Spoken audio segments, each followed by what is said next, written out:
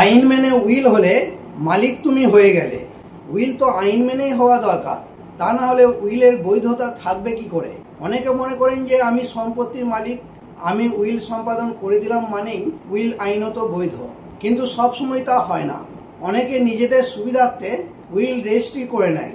Supreme court তার এক মামলার রায়ে জানিয়ে দেয় যে উইল রেজিস্ট্রি করলেই বৈধ হবে এমন নয়। এই নিয়ে আমার একটি ভিডিও লিংক ডেসক্রিপশনে দেওয়া আছে, চাইলে দেখে নিতে পারেন। বিভিন্ন সময়ে সুপ্রিম কোর্ট উইল নিয়ে বিভিন্ন রায় দিয়েছে। এইসব রায়ের মাধ্যমে সুপ্রিম কোর্ট উইল সম্পাদনকারীকে বারবার সতর্ক ও সাবধান করে দিয়েছেন যে উইল সম্পাদন বা উইল তৈরির সময় যেন আইনগত পদ্ধতি ও প্রক্রিয়া মানা হয়। 2023 সালের 21শে সেপ্টেম্বর মীনা প্রধান বনাম কমলা প্রধান মামলায় সুপ্রিম কোর্ট উইল সংক্রান্ত বিষয় নিয়ে বেশ কতগুলি নির্দেশিকার উল্লেখ করেছে। সুপ্রিম কোর্ট আরও জানিয়ে দেয় যে তাদের এই নির্দেশিকা মেনে উইল করলে সেই উইল অবশ্যই মান্যতা পাওয়ার যোগ্য। এই নির্দেশিকাগুলির বিষয়ে বিস্তারিতভাবে জানতে হলে ভিডিওটি প্রথম থেকে শেষ অবধি অবশ্যই দেখতে থাকুন। Welcome back to my YouTube channel legal help and advice Bangla. আজকের এই ভিডিওতে জানাবো উইল বলতে কি বোঝায়, যুদ্ধ অভিযানে নিযুক্ত সৈন্যরা কি তার সম্পত্তির উইল করতে পারে, উইলের বৈধতা পাওয়ার জন্য সুপ্রিম কোর্টের নির্দেশিকাগুলি কি কি। চ্যানেল মেম্বারশিপ, আজই এই চ্যানেলের সাথে সরাসরি যুক্ত হন। দেরি না করে চ্যানেলের মেম্বারশিপ গ্রহণ করুন। আপনার নিজের ও আপনার পরিবারের যে কোনো সমস্যার আইনি সমাধান জানাতে এই চ্যানেল সবসময়ের জন্য গুরুত্বপূর্ণ ভূমিকা পালন করবে। আমরা মেম্বারদের সমস্যার সমাধানের জন্য আলাদা ভিডিও বানিয়ে থাকি, যেগুলি কেবলমাত্র মেম্বারশিপ গ্রহণ করলেই দেখতে পাবেন। মেম্বারশিপ নিতে ভিডিওর নিচে থাকা জয়েন বাটনটি ক্লিক করুন। আজই চ্যানেলটিকে আপনার পরিবারের সদস্য বানিয়ে ফেলুন। আইনি সমস্যা সংক্রান্ত আমার আরো অনেক ভিডিও লিংক ডেসক্রিপশনে দেওয়া আছে। আপনার সমস্যা সম্পর্কিত কোনো ভিডিও থাকলে দেখে নিতে পারেন। ভিডিওটি ভালো লেগে থাকলে একটি লাইক দেবেন ও শেয়ার করবেন। চ্যানেলে নতুন হলে চ্যানেলটি অবশ্যই সাবস্ক্রাইব করে নেবেন। সবার আগে প্রয়োজনীয় আইনি তথ্য ও পরামর্শ পেতে পাশে থাকা বেল আইকনটি ক্লিক করে অল বাটনটি প্রেস করে দেবেন। ফেসবুক পেজ থেকে দেখে থাকলে পেজটিকে অবশ্যই ফলো করে দেবেন, কারণ এই চ্যানেল আপনাদের সমস্যা সমাধানের সহায়ক হিসেবে কাজ করে থাকে।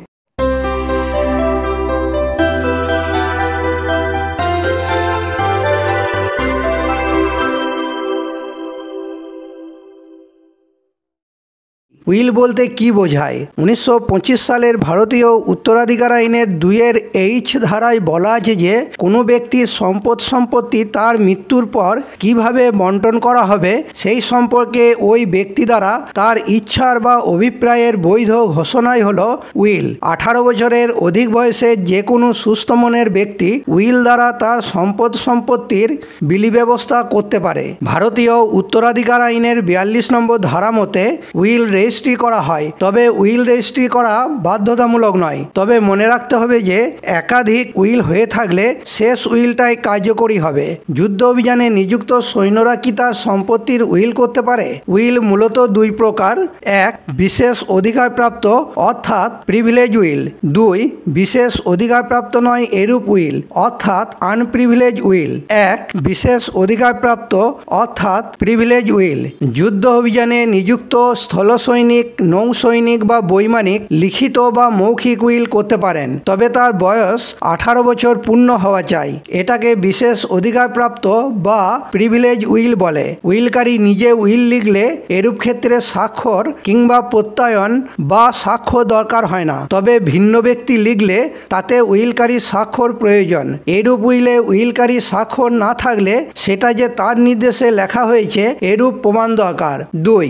বিশেষ অধিকারপ্রাপ্ত নয় এরূপ উইল অর্থাৎ আনপ্রিভিলেজ উইল।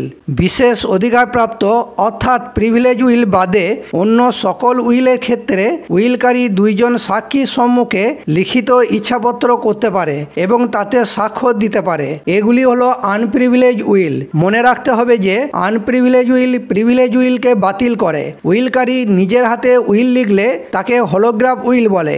দুই ব্যক্তি একত্রে উইল সম্পাদন করলে তাকে জয়েন্ট উইল বা মিউচুয়াল এক্সিকিউটাল উইল বলে। উইলে এক্সিকিউটর বা নির্বাহকের নাম, পিতার নাম, ঠিকানা, জাতি, পেশা ইত্যাদি দিতে হয়। তিনি উইলকারীর সম্পত্তি বন্টন এবং ঋণ পরিশোধাদি কার্য করে থাকেন। তিনি তার কাজের জন্য কোনো পারিশ্রমিক পান না, তবে পারিশ্রমিকের কথা উইলে উল্লেখ থাকলে তা পেতে অসুবিধা নাই। উইলের বৈধতা পাওয়ার জন্য সুপ্রিম কোর্টের নির্দেশিকাগুলি কি কি? মীনা প্রধান বনাম কমলা প্রধান মামলায় সুপ্রিম কোর্ট উইলের বৈধতা সংক্রান্ত বিষয়ে যে সকল নির্দেশিকা মেনে চলার কথা বলেছে সেগুলি হলো: 1. উইলকারীকে উইলে স্বাক্ষর করতে হবে অথবা তার উপর একটি চিহ্ন দিতে হবে এবং এটি মৃত্যুর আগে তাদের করা শেষ উইল হওয়া উচিত। 2.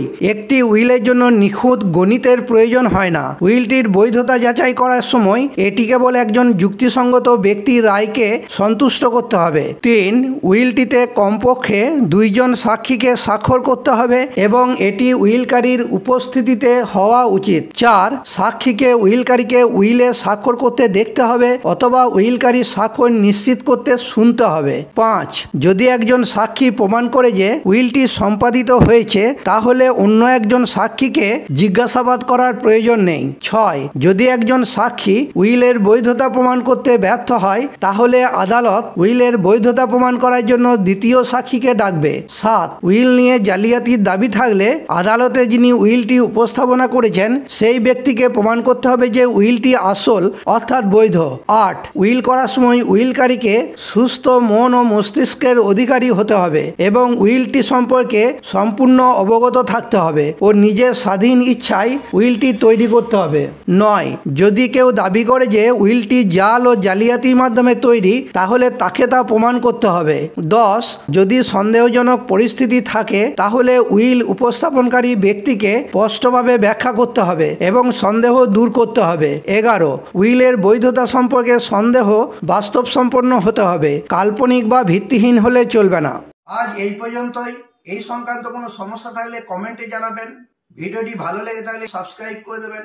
Legal help and advice Bangla channel সর্বদা আপনাদের পাশে আছে।